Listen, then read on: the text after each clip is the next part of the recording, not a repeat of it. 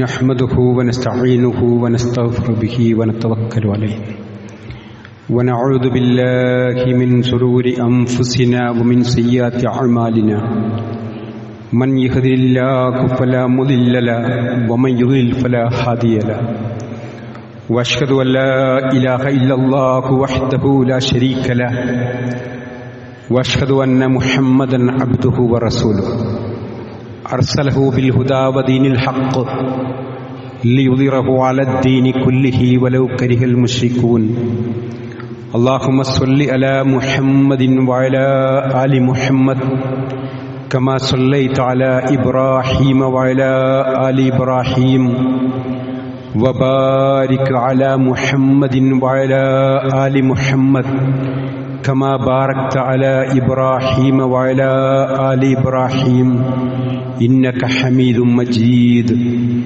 أما بعد فإن خير الكلام كلام الله وخير الهدي هدي محمد صلى الله عليه وسلم وشر الأمور محدثاتها وكل محدثة بدعة وكل بدعة ضلالة وكل ضلالة في النار يا أيها الذين آمنوا اتقوا الله حق تقاته ولا تموتن إلا وأنتم مسلمون يا أيها الناس اتقوا ربكم الذي خلقكم من نفس واحدة وخلق منها زوجها وبث منهما رجالا كثيرا ونساء واتقوا الله الذي تساءلون به والأرحام إن الله كان عليكم رقيبا يا أيها الذين آمنوا اتقوا الله وقولوا قولا سديدا يصلح لكم أعمالكم ويغفر لكم ذنوبكم ومن يطع الله ورسوله فقد فاز فوزا عظيما أعوذ بالله من الشيطان الرجيم يا أيها المدثر قم فأنذر സത്യവിശ്വാസികളെ വിശ്വാസിനികളെ അല്ലാഹുവിൻ്റെ നിയമനിർദ്ദേശങ്ങൾ ജീവിതത്തിലുടനീളം പാലിച്ചുകൊണ്ട് റബ്ബിൻ്റെ മുമ്പിൽ നമ്മെല്ലാവരെയും ഒരുമിച്ച് ചേർത്ത് സകലമാന കർമ്മങ്ങളെക്കുറിച്ചും വിചാരണ ചെയ്യുന്ന പരലോകത്തെ ഭയന്നുകൊണ്ട് രഹസ്യ ജീവിതവും പരസ്യ ജീവിതവും വിശുദ്ധ ഖുർആനും പ്രവാചകചര്യയും അടിസ്ഥാനമാക്കി ശുദ്ധീകരിക്കണമേ എന്ന് എന്നോടെന്നപ്പോൾ നിങ്ങളോടും ഓർമ്മപ്പെടുത്തുകയാണ്, ഉപദേശിക്കുകയാണ്. അല്ലാഹു സൂക്ഷ്മത പാലിച്ച് ജീവിക്കുന്ന സൽജനങ്ങളിൽ നമ്മെയും കുടുംബത്തെയും ഉൾപ്പെടുത്തി അനുഗ്രഹിക്കുമാറാകട്ടെ. അല്ലാഹുവിൻ്റെ അതിമഹത്തായ അനുഗ്രഹത്താൽ വെള്ളിയാഴ്ച ജുമയിൽ സമ്മേളിക്കുന്ന സത്യവിശ്വാസികളായ നമ്മെ സംബന്ധിച്ചിടത്തോളം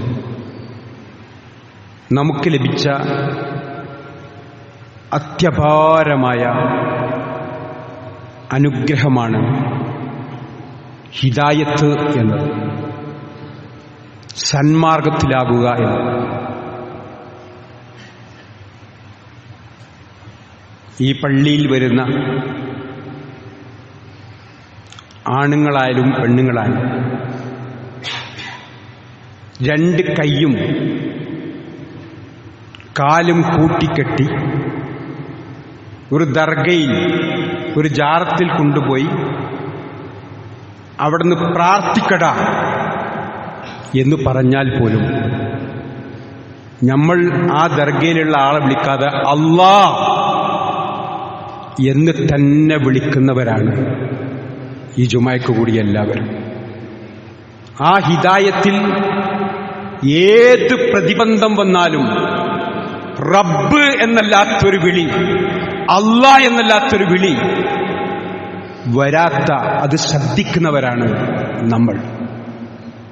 ഈ ഭാഗ്യം നമുക്ക് ലഭിച്ചിരിക്കുന്നത് അള്ളാഹുവിന്റെ അത്യപാരമായ അനുഗ്രഹം കൊണ്ട്. ഈ ഭാഗ്യം ലഭിച്ചാൽ നമ്മൾക്ക് നിർബന്ധമായ ബാധ്യത നിർവഹിക്കണം. നബി സല്ലല്ലാഹു അലൈഹി വസല്ലമക്ക് 40ാമത്തെ വയസ്സിൽ ഇറാ ഗുഹയിൽ നിന്ന് സൃഷ്ടിച്ച് പരിപാലിക്കുന്ന രക്ഷകനായ റബ്ബിന്റെ നാമത്തിൽ വായിക്കണമെന്നും അങ്ങനെ ആ വചനങ്ങൾ ഇറങ്ങുന്ന സന്ദർഭം അവിടുന്ന് ആ വീട്ടിലേക്ക് വന്ന് ഓടി പേടിച്ച് പനിച്ച് വിറച്ച് ഖദീജ റളിയല്ലാഹുവിനോട് സമ്മിലൂനി യാ ഖദീജ,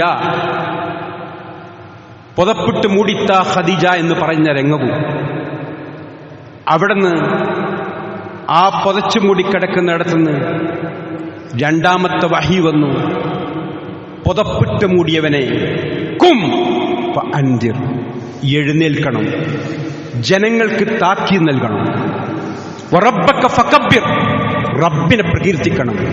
വസിയാബക ഫതഹിർ, വസ്ത്രം ശുദ്ധീകരിക്കണം. വറുജ്സ ഫഹ്ജുർ, കുറ്റകരമായ കാര്യങ്ങളിൽ നിന്ന് മാറി നിൽക്കണം.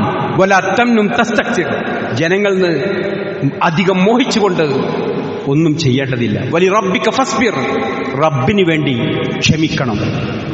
ഈ വചനം ഇറങ്ങിയപ്പോഴേക്കതാ നബി സല്ലല്ലാഹു അലൈഹി വസല്ലമ തന്റെ ഏറ്റവും കുടുംബക്കാരെ, അടുത്തവരെയെല്ലാം വിളിച്ചുകൂട്ടി അവിടുന്ന് ഈ ഹിദായത്തിന്റെ സന്ദേശം ലാ ഇലാഹ ഇല്ലല്ലാഹ്, റബ്ബല്ലാതെ മറ്റൊരാരാധ്യനില്ല എന്ന് പറയേണ്ട താമസം അവർക്ക് മനസ്സിലായി.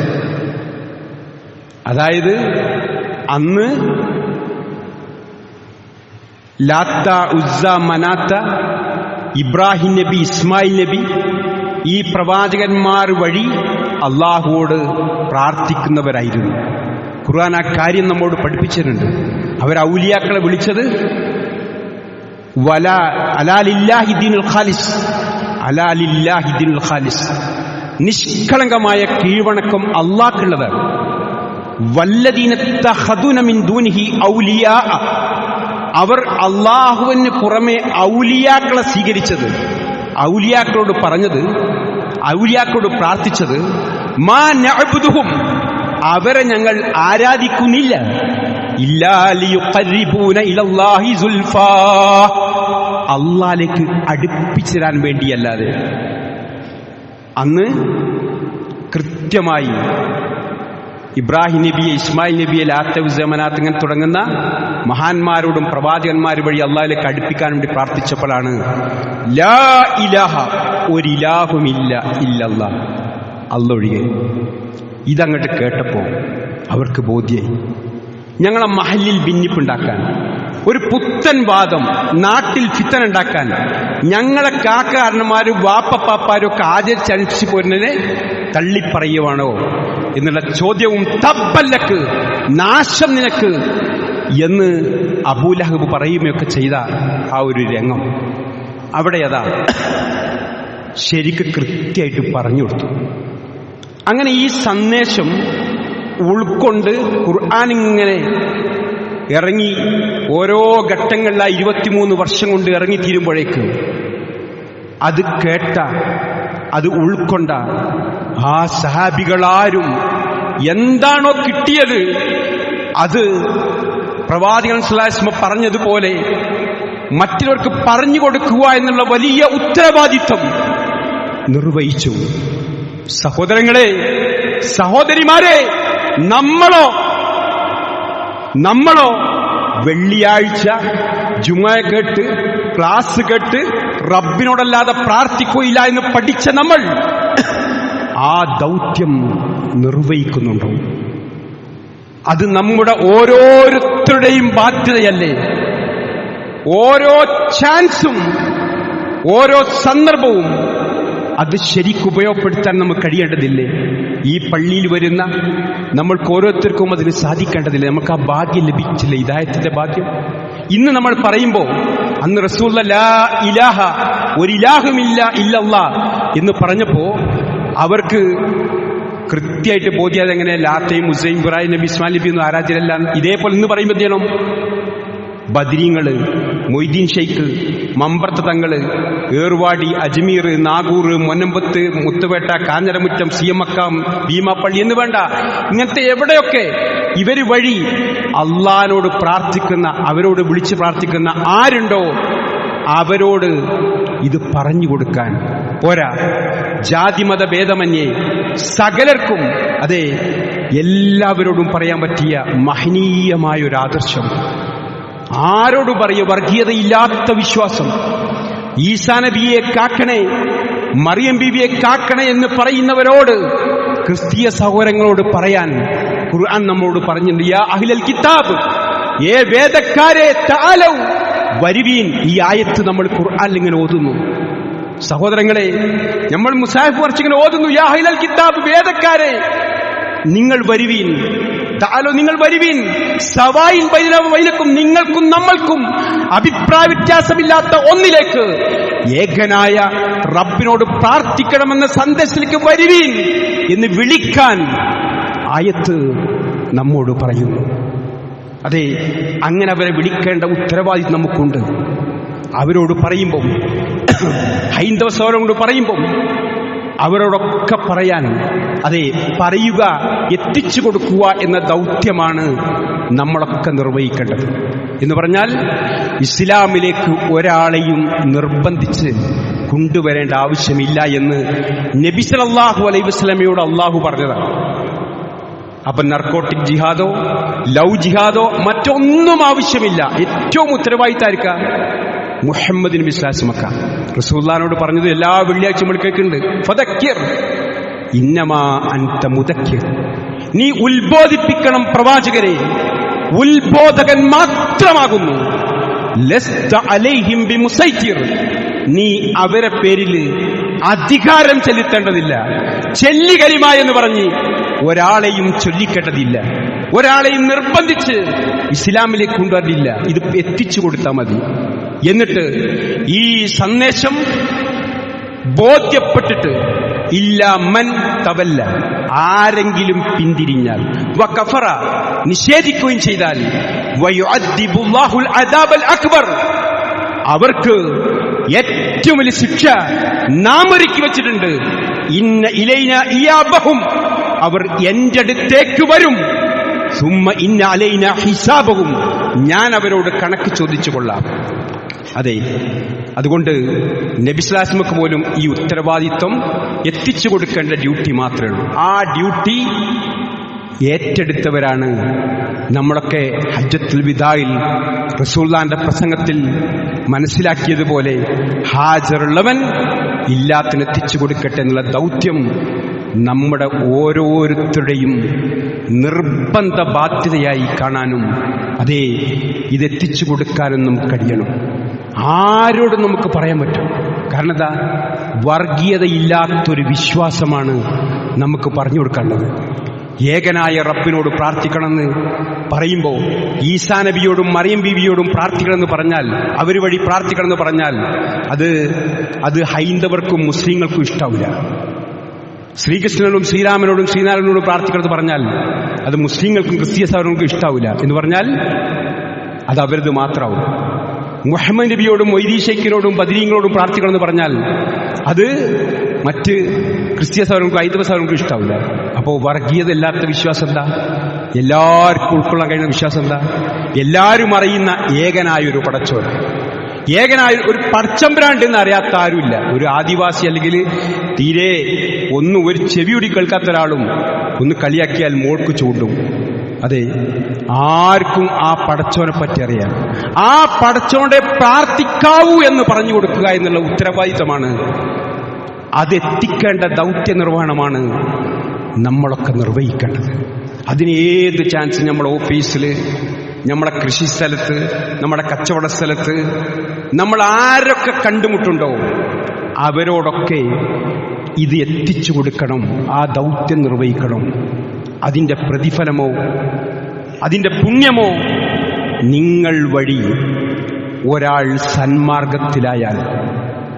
നമ്മൾ ഒരുപാട് പരസ്യ കമ്പനികളുടെ പരസ്യമൊക്കെ കണ്ടിട്ടുണ്ട്, ഒരുപാട് കേട്ടിട്ടുണ്ട്.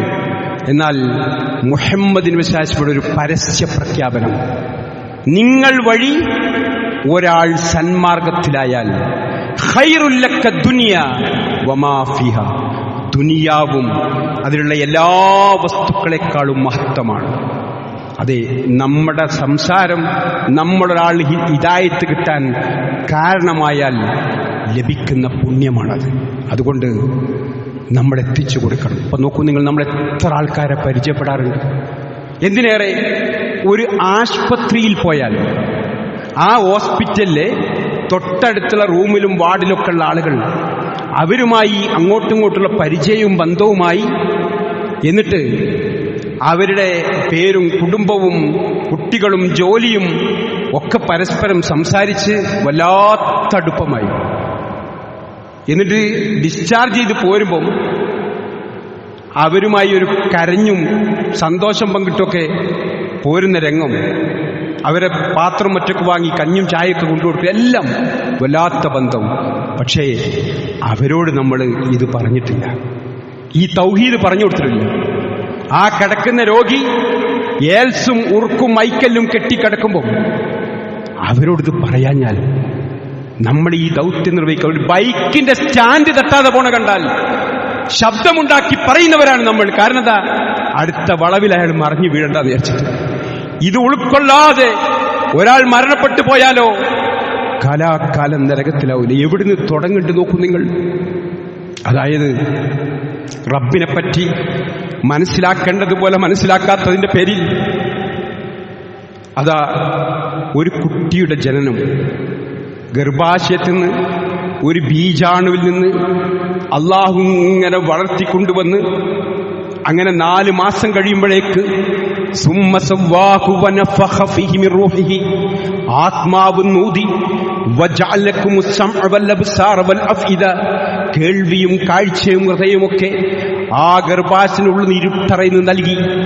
അങ്ങനെ അതാ വളർന്ന് 9 മാസം കഴിഞ്ഞ് പ്രസവിച്ച് വീണപ്പോഴേക്ക് ഏറ്റവും നേർത്ത പ്രതിരോധ ശക്തിയുള്ള പോഷകാംശമുള്ള ആ പാല് അപ്പം അല്ലാഹു ആ ഉമ്മയുടെ ആ മാറിടത്തിൽ ഉൽപ്പാദിപ്പിച്ചു കൊടുത്ത് ഇങ്ങനെ പാല് കുടിച്ച് വളർന്നോലെ നമ്മളൊക്കെ. അതെ, അങ്ങനത്തെ ഒരു കുട്ടി ആ പാല് കുടിച്ച് 2-3 ദിവസം കഴിയുമ്പോഴേക്ക് ഒരുപാട് ആൾക്കാർ കാണാൻ വരലുണ്ട്. കാണാൻ വരുമ്പോ ചോദ്യം ഉയരാണ്, എന്താണ്, ഷിർക്കിലേക്ക് പോകണം. ഇതുവരെ ഈ കുട്ടിയെ വളർത്തിക്കൊണ്ടുവന്ന് ഈ പാൽ ഇവിടെ ഉണ്ടാക്കി കൊടുത്ത ആ റബ്ബ് പോരാന്നായി. എന്തായി, ഒരു കരിവള കെട്ടിക്കൊടുത്തിട്ടില്ല, ഒരു കരിവള, ഒരു കറുത്ത ചരട്. ഇപ്പതാ കവിളത്തൊരു പൊട്ടും. എന്തിനാണത്? കവിളത്തൊരു കറുത്ത പൊട്ടും, ഒരു പുള്ളി. എന്തിനായിട്ടാണ് എന്ന് ചോദിച്ചാൽ ഷിർക്ക് ചെയ്യാൻ, നാഗൂർ തട്ടാക്കാൻ, കണ്ണേർ തട്ടാക്കാൻ. അപ്പോ ഈ ഗർഭാശയത്തിൻ്റെ ഉള്ളിൽ നിന്ന് ഇങ്ങനെ വളർത്തി ഈ പാല് ഉൽപ്പാദിപ്പിച്ച ആ റബ്ബ് പോരെ നമ്മളെ കുട്ടിനെ കാക്കാൻ എന്ന് അവിടം തുടങ്ങുന്നു. ഒരു ജനിച്ചത് മുതൽ തുടങ്ങുന്നു ഈ ശിർക്ക്. ഈ ഹിദായത്തിന് തെറ്റിപ്പോകുന്ന ആളുകൾ. ഇനി അവസാനം ആശുപത്രികളിൽ നിന്ന് മടക്കി, അതെ, RCC റീജിയണൽ ക്യാൻസർ സെന്ററിൽ നിന്ന് മറ്റു സ്ഥലത്തുനിന്ന് നിങ്ങൾ ഇനി കൊണ്ടുപോയിക്കോളൂ, ഇനിയൊന്നും ചെയ്യാനില്ല എന്ന് ഡോക്ടർമാർ പറഞ്ഞ് അങ്ങനെ മടക്കിയിട്ടോ വീട്ടില് ഇങ്ങനെ കിടക്കുമ്പോഴും അവിടെയും അതാ വരുന്നു. ഈ കുട്ടിയെടുത്ത് വന്നതുപോലെ അവസാനമാകുമ്പോഴും വന്നിട്ട് പറയുന്നു, ഇന്ന ആൾ, ഇന്ന പാപ്പ, ഇന്ന തങ്ങൾ, ഇന്ന ഉസ്താദിന്റെ വെള്ളം കുടിച്ചപ്പം, ഉറുക്ക് കെട്ടിയപ്പം, നൂല് കെട്ടിയപ്പം ഇങ്ങനത്തെ ഒരാൾ എഴുന്നേറ്റ് നടന്നുണ്ട് എന്നൊക്കെയുള്ള വർത്താനം പറഞ്ഞ് കുറേ ഐക്കല്ലും ഉറുക്കും ഏൽസൊക്കെ കെട്ടി അങ്ങനെ അവസാനം മരണസമയത്തും ഇതൊക്കെ കെട്ടിക്കൊണ്ട് മരിക്കുന്നവർ. മുഹമ്മദ് നബി സ്വല്ലല്ലാഹു കൃത്യമായി 9 പേര് ഇസ്ലാം സ്വീകരിക്കാൻ വരിക. 8 ആൾക്ക് കലിമല്ലി കൊടുത്തു, 8 ആൾക്ക് ഷഹാദത്ത് ചൊല്ലിക്കൊടുത്തു. 9ാമത്തെ ആളെ കൈ പിടിച്ചപ്പോ ആ കൈമലൊരു ചരട്. ഇതെന്താന്ന് വെച്ചു, അതൊരു ബർക്കത്തിന് കെട്ടി പൊട്ടിച്ചെറിയൂ. എന്നാലേ ഞാൻ കലിമ ചെല്ലു. ആരെങ്കിലും ഏൽസോ ഉറുക്കോ ഐക്കല്ലോ കെട്ടിയാൽ അശറക്ക, ശിർക്ക് ചെയ്തു, പങ്കു ചേർത്തു. അതുകൊണ്ട് പാടില്ല. അതുകൊണ്ടാണല്ലോ മക്കേന്നും മദീനെന്നും ഹജ്ജ് കഴിഞ്ഞു വരുമ്പോഴോ ഉംറ കഴിഞ്ഞു വരുമ്പോഴോ അവിടെയാണല്ലോ ബദറും മുഹദും ഖന്തക്കും ഒക്കെ നടന്നത്. അവിടുന്ന് ഇന്ന് വരെ ഒരു ഏൽസോ ഒരു ഉറുക്കോ ഐക്കല്ലോ ഹജ്ജോ ഉംറ കഴിഞ്ഞത് മക്കേന്ന് കൊണ്ടുവന്ന നൂലാണ്, അല്ലെങ്കിൽ അവിടുന്ന് കൊണ്ടുവന്ന ഐക്കല്ലെന്ന് ആരെങ്കിലും കൊണ്ടുവരുമോ നോക്കികള്? എന്നിട്ട് നമ്മൾ ഇതൊക്കെ കെട്ടും. ഇതൊക്കെ കെട്ടുന്നത് കാണുമ്പം, ഈ ശിർക്കിലേക്ക് പോകുമ്പം അത് പറഞ്ഞു കൊടുക്കുക എന്നുള്ള ഉത്തരവാദിത്വം നമ്മൾ നിർവഹിക്കേണ്ട നമ്മുടെ ഓരോരുത്തരുടെയും, ഈ ഖുത്ബ കേൾക്കുന്ന എല്ലാവരുടെയും ബാധ്യതയല്ലേ? നമ്മൾ നിർവഹിക്കേണ്ടതില്ലേ? ഈ ദഅവത്ത് ചെയ്യേണ്ടതില്ലേ? ഓരോ ചാൻസും യൂസുഫ് നബി സ്വല്ലല്ലാഹു അലൈഹി വസല്ലം തടവറയിലാണ്, ജയിലിൽ കഴിയാണ്. ആ സമയത്ത് പോലും ആ തടവറയിലെ ചങ്ങാതിമാർ രണ്ടാളുകൾ ഇങ്ങനെ സ്വപ്നത്തിന്റെ വ്യാഖ്യാനം അറിയാൻ വേണ്ടി വരുമ്പം അവരോട് ആദ്യം അത് പറഞ്ഞു കൊടുക്കുന്ന ബുദ്ധി പറഞ്ഞു കൊടുക്കുകയാണ്, തൗഹീദ് പറഞ്ഞു കൊടുക്കുക. യാ സാഹിബ സജ്ജനി, തടവറയിലെ ചങ്ങാതിമാരെ, അർബാബുൻ മുത്തഫരിഖുന ഖൈറുൻ അമില്ലാഹുൽ വാഹിദുൽ ഖഹാർ, ചിന്നിച്ചിതറിയ പല റബ്ബുകളാണോ, ഏകനായ റബ്ബാണ് ഉത്തമം എന്ന് ചോദിച്ചുകൊണ്ട് ആ തടവറയിലെ സുഹൃത്തുക്കളോട് വരെ ആദ്യം ദഅവത്ത് കൊടുക്കുന്ന നമുക്ക് കാണാൻ സാധിക്കും. അതുകൊണ്ട് നമ്മുടെ ഓരോരുത്തരെയും നിർബന്ധ ബാധ്യതയായ ഈ ദഅവത്ത് ഏറ്റെടുക്കാൻ, നമ്മൾ ഓരോരുത്തരും കിട്ടുന്ന ചാൻസ് ഇത് പറഞ്ഞു കൊടുക്കാൻ നമുക്ക് കഴിയണം. ആ ദൗത്യമാണ് നബി സല്ലല്ലാഹു അലൈഹി വസല്ലമ സഹാബത്തിനെ ഏൽപ്പിച്ചത്. അവരതിങ്ങനെ പറയായിരുന്നു, കിട്ടുന്നതെല്ലാം ഓരോരുത്തരോടായി പറയാം. എത്രത്തോളം? ഓരോ സഹാബിയും, ആ സഹാബികള് അവർ ദഅവത്ത് കൊടുത്ത ആൾക്കാരിങ്ങനെ വർദ്ധിച്ചു വരിക. ലോകത്തിന്റെ നാനാഭാഗത്തേക്ക് എത്രത്തോടത്തൊക്കെ അവർ പോയി. എത്രത്തോളം? ഒരു വക്തിന് 1,00,000 മടങ്ങ് കൂലി കിട്ടുന്ന ആ പള്ളിയിൽ നിന്നാണ്, ആ ഹറമെന്നാണ് ഇതില്ലാത്ത എത്തിച്ചു കൊടുക്കുന്നത് എന്ന് പറയുമ്പോൾ ഈ പുണ്യഭൂമി എന്ന അവരെന്തിയാണ് ഇതിനേക്കാൾ ഇതിലേക്ക് ഒരുപാട് ആൾക്കാരെ കൊണ്ടുവരാൻ, ഈ ഹജ്ജിനും ഉംറക്കും കൊണ്ടുവരാൻ ഇതിനേക്കാൾ കൂലി കിട്ടുന്ന ആ പ്രവർത്തനത്തിലേക്ക് പോയി. സഹാബത്തിന്റെ ഖബറ് മിക്കവരതും മക്കയിലും മദീനയിലും ഇല്ല. കാരണം എന്താ? അവരിത് എത്തിച്ചു കൊടുക്കാൻ പോയി. അവരെ കച്ചവടവും മറ്റു ഏർപ്പാടും ഇടപാടും എല്ലാം അവർ ഇതുമായി ബന്ധിപ്പിച്ചുകൊണ്ടായി. അങ്ങനെ ഈ സന്ദേശം എത്തിയെന്ന് നമ്മളൊക്കെ ഇതൊക്കെ കേട്ട് ഹിദായത്ത് ഉൾക്കൊള്ളുന്ന നമ്മൾ ഈ ദൗത്യം നിർവഹിക്കുന്നുണ്ടോ? അതിന്റെ പേരിൽ റബ്ബ് നമ്മളെ ചോദ്യം ചെയ്യില്ലേ? മുഹമ്മദ് നബി സല്ലല്ലാഹു അലൈഹി വസല്ലം സഹാബത്തിനോട് ഇരിക്കുമ്പോഴാണല്ലോ ഒരു ജൂതന്റെ മയ്യത്ത് ഇങ്ങനെ കൊണ്ടുപോകുമ്പോൾ റസൂലുള്ളാഹി എഴുന്നേറ്റുന്നു. സഹാബത്ത് ചോദിച്ചു, അല്ലാഹുവിന്റെ റസൂലേ, ജൂതന്റെ മയ്യത്തല്ലേ? ജൂതന്മാർ എന്നും ഇസ്ലാമിന്റെ ശത്രുക്കളാണല്ലോ, ജൂതന്റെ മയ്യത്തല്ലേ? റസൂൽ പറഞ്ഞു, ജൂതനാണെങ്കിലും മനുഷ്യനല്ലേ? എന്നിട്ട് പിന്നെ റസൂൽ ഇങ്ങനെ കരയാണ്, കണ്ണിന്ന് കണ്ണീരിങ്ങനെ ധാരാളമായി വന്നപ്പോ സഹാബത്ത് ചോദിക്കുന്ന ഒരു ചോദ്യല്ലേ, അല്ല റസൂലേ, എന്തിനാ നിങ്ങൾ കരയണത്? ജൂതന്റെ മയ്യത്ത് കൊണ്ടുള്ള നിങ്ങൾ എന്തിനാ കരയണത്? റസൂൽ പറഞ്ഞത്, ഞാൻ ജീവിച്ചിരിക്കെ അയാൾക്ക് ഈ ദീന്റെ സന്ദേശം, ഹിദായത്തിന്റെ സന്ദേശം, റബ്ബിനെ മാത്രം ആരാധിക്കണം എന്നുള്ള മഹിതമായ സന്ദേശം ഒന്ന് പറഞ്ഞു കൊടുക്കാത്തതിന്റെ പേരിൽ നാളെ റബ്ബിന്റെ കോടതിയിൽ എന്നെ ചോദ്യം ചെയ്യുമോ എന്ന് ഭയന്നിട്ടാണ് ഞാൻ കരയുന്നത് സഹാബത്തെ എന്ന് പറയുമ്പോൾ ഓർക്കുക സഹോദരങ്ങളെ, നമ്മളെ വീട്ടിലും കുടുംബത്തിലും പരിസരത്തൊക്കെ എത്ര ആളുകൾ ഇങ്ങനെ മരിച്ചു പോകുമ്പോൾ നമ്മൾ പല രീതിയിലുള്ള സംവിധാനങ്ങളുണ്ടായാലും, ഒരു വാപ്പ മരിച്ചു, കുട്ടികളെത്തിയുമാണ്, സർവകക്ഷി യോഗം വിളിച്ച് എല്ലാ കക്ഷിയും രാഷ്ട്രീയവും അതൊക്കെ ഉൾക്കൊണ്ട് എന്ത് ചെയ്യും?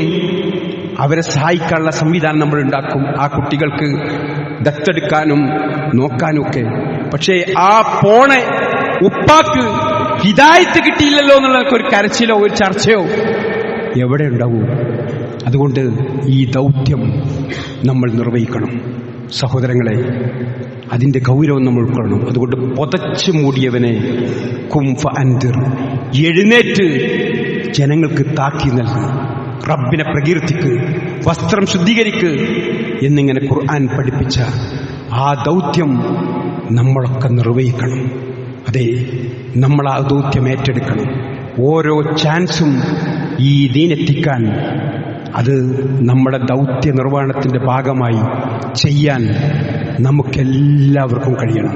ആരോടും നമുക്ക് പറയാം. അതെ, ഒരു കുട്ടി വലിയ ഒരു അസുഖം വന്ന്, ന്യൂറോ പ്രോബ്ലം വന്ന്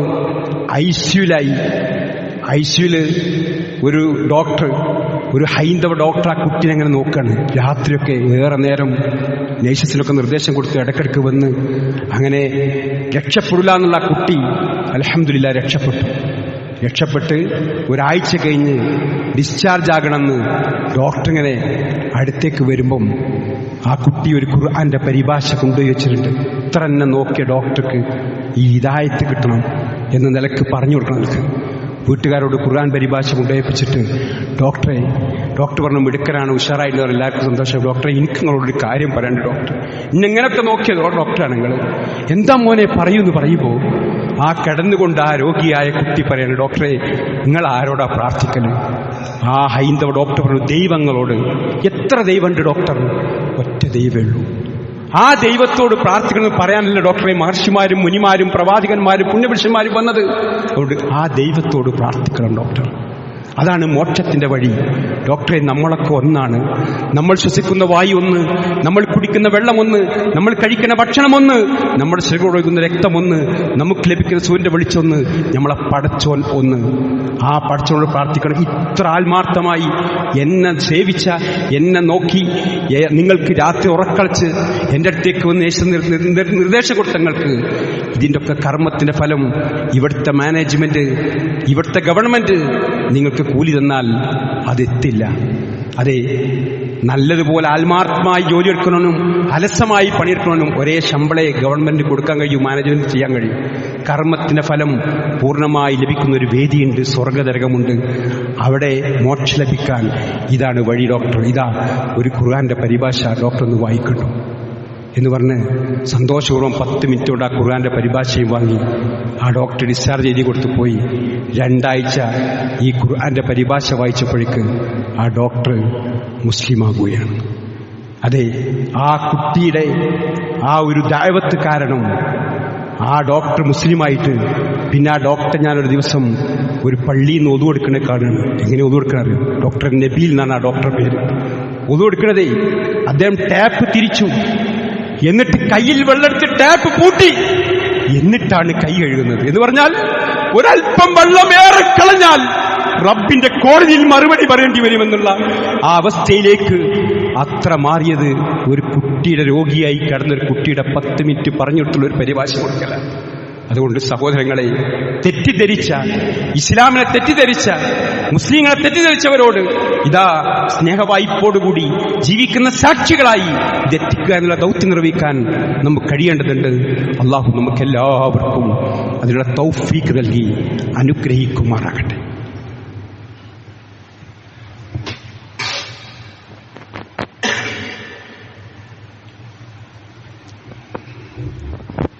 അൽഹംദുലില്ലാ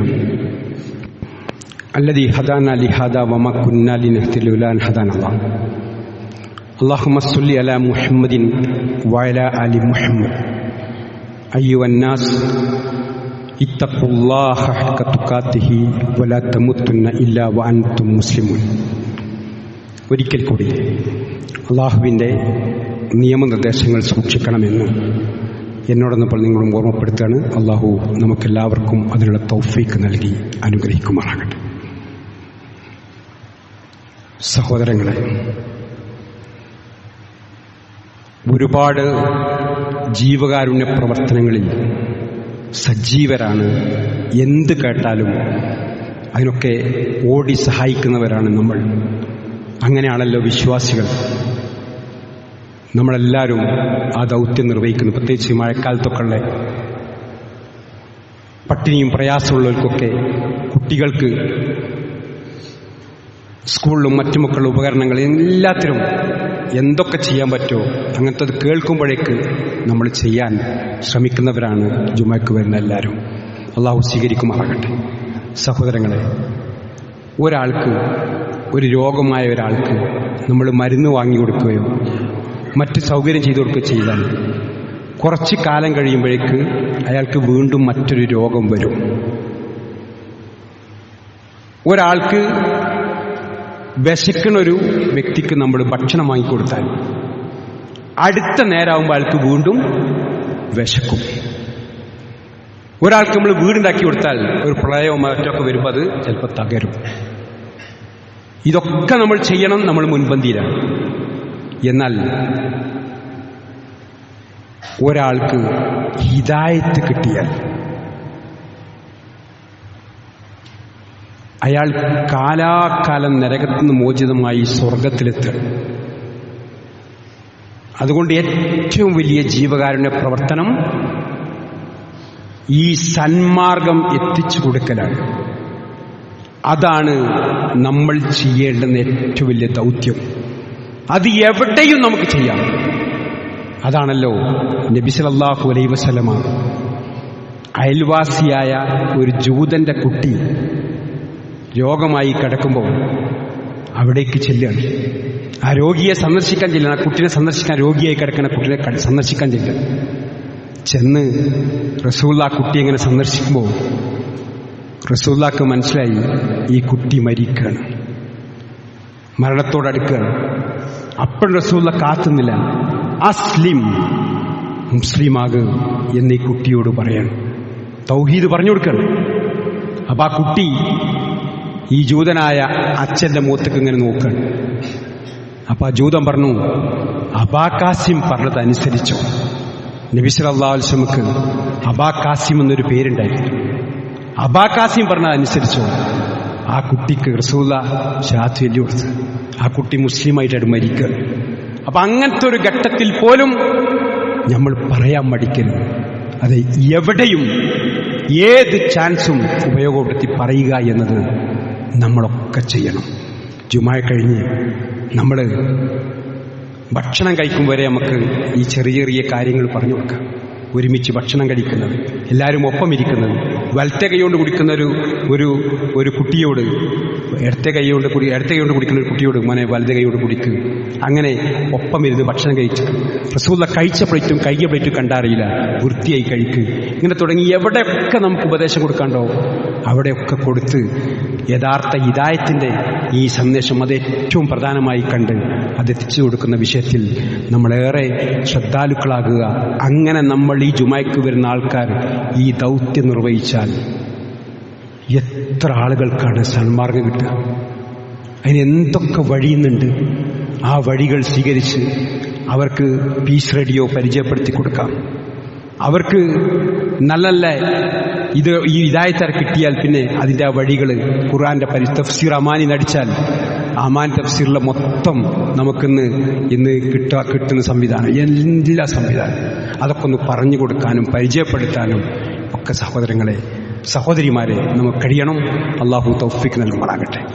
നാളെ ഇൻഷാ അല്ലാഹ് മഴയുമായി ബന്ധപ്പെട്ട കാര്യത്തെക്കുറിച്ച് ഇവിടെ മുനവ്വർ സലായിയുടെ ക്ലാസ് ഉണ്ട്. മഗ്‌രിബിന് ശേഷം നമ്മൾ ഈ പള്ളിയിൽ സമ്മേളിച്ച എല്ലാവരും കുടുംബസമേതം വന്ന് കേൾക്കേണ്ടുന്ന ഒരു പ്രത്യേകമായ പ്രോഗ്രാമാണ്.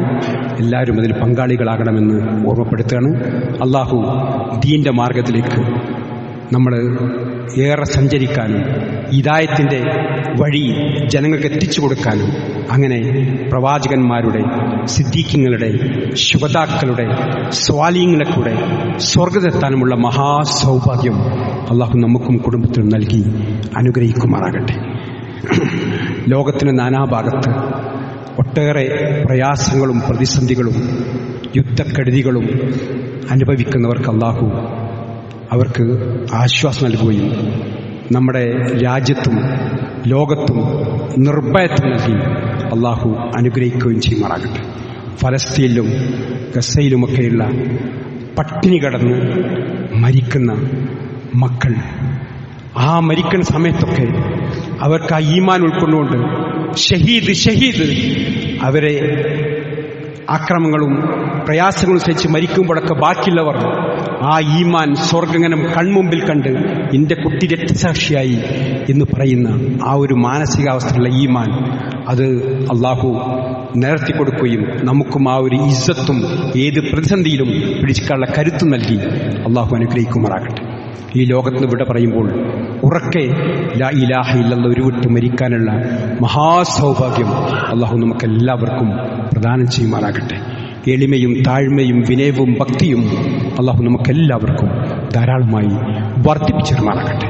മനസ്സിലെല്ലാ കുടുസായ ചിന്തകളും പോരും കേടും കിബറും അഹങ്കാരവും കാപ്പട്യുമെല്ലാം അള്ളാഹു വെള്ളവസ്ത്രം അഴുക്കും ശുദ്ധിക്കും പ്രകാരം നമ്മളിന്ന് കഴുകി ശുദ്ധമാക്കി തരുമാറാകട്ടെ. اللهم اغفر للمؤمنين والمؤمنات والمسلمين والمسلمات الأحياء منهم والأموات إنك مجيب الدعوات يا قاضي الحاجات. اللهم أجرنا من النار. اللهم أعز الإسلام والمسلمين وأذل الشرك والمشركين. ربنا هب لنا من أزواجنا وذرياتنا قرة أعين واجعلنا للمتقين إماما. ربنا آتنا في الدنيا حسنة وفي الآخرة حسنة وقنا عذاب النار والحمد لله رب العالمين. اللهم صل على محمد وعلى آل محمد.